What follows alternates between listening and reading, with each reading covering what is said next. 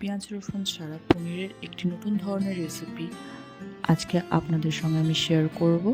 প্রথমে আমাদের এখানে একটি ভাজা মশলা তৈরি করে নিতে হবে। ভেজে নিয়ে তারপর গুঁড়ো করে নিতে হবে। গ্রেভি করার জন্য আমাদের এখানে একটা পেস্ট তৈরি করতে হবে, যেখানে আমাদের প্রথমে নিতে হবে পোস্ত, কাজু বাদাম, টমেটো, কাঁচা লঙ্কা এবং আদা। এগুলো একসঙ্গে ভালোভাবে আমাদেরকে পেস্ট করে নিতে হবে। এটা আমাদের গ্রেভি হিসেবে ইউজ হবে।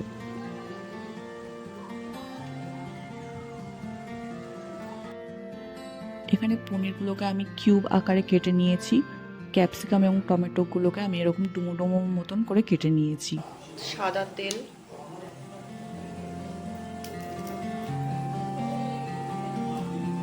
ঘি, এটা গরম হলে পনিরগুলো ভেজে নেব। পনিরগুলো দেখছেন কত সুন্দর লাল লাল হয়ে গেছে ভাজা। এবার এগুলো তুলে নেব, তুলে নিয়ে ক্যাপসিকামগুলো ভেজে নেব। এখানে ক্যাপসিকাম আর টমেটোগুলোকে আমি এরকমভাবে একটু হালকাভাবে ভেজে নিচ্ছি।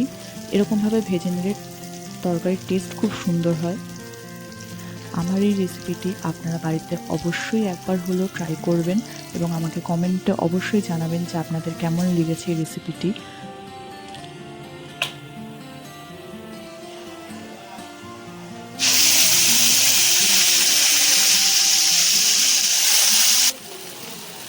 মিক্সি ধোয়া জলটাও দিয়ে দিলাম। মিক্সি ধোয়া জলটা দেওয়ার পর গ্রেভিটাকে ভালোভাবে 2 মিনিট নাড়াচাড়া করার পর এখানে আমাদেরকে ঢাকা দিয়ে দিতে হবে। এই গ্রেভিটি আমাদেরকে ঢাকা দিয়ে দিয়ে রান্না করতে হবে, যাতে ভালোভাবে গ্রেভিটি রান্না হয়ে যায়, কাঁচা গন্ধটা যাতে চলে যায়। এখানে আমি গ্রেভিটা ঢাকা দিয়ে দিলাম।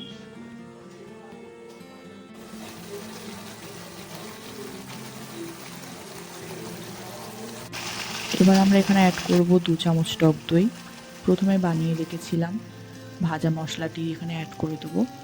দেওয়ার পর এখানে ভালোভাবে গ্রেভিটিকে নাড়াচাড়া করে নিতে হবে 2 মিনিট। ভালোভাবে নাড়াচাড়া করে ভালোভাবে যাতে মশলাগুলো মিশে যায়, টক দইটিও যাতে গ্রেভির সঙ্গে মিশে যায়।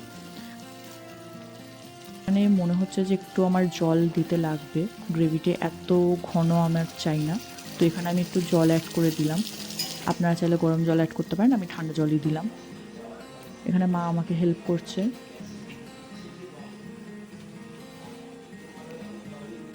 নুন দেওয়া হলো, চিনি,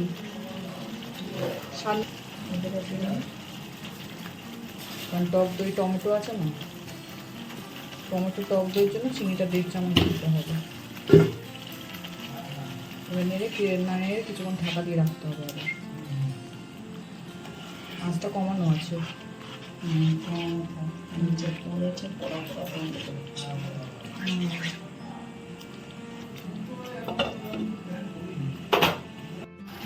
ভেজে রাখা ক্যাপসিকামগুলো দিয়ে দিতে হবে।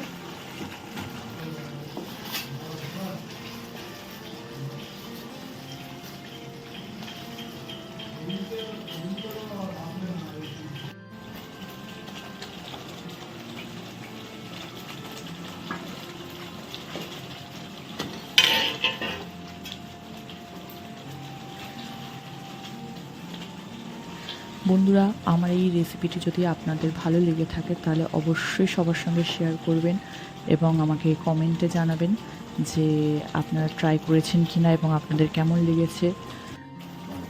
আমাদের পনিরের রেসিপিটি এখানে কমপ্লিট, কিন্তু নামানোর আগে আমাদের এখানে দিতে হবে কাসুরি মেথি, চেরা কাঁচা লঙ্কা এবং গরম মশলার গুঁড়ো।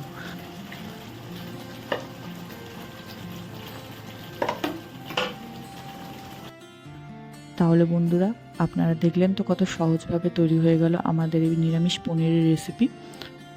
এই রেসিপি আপনারা চাইলে লুচি, পরোটা, রুটি, রাইস সব কিছু দিয়ে খেতে পারেন।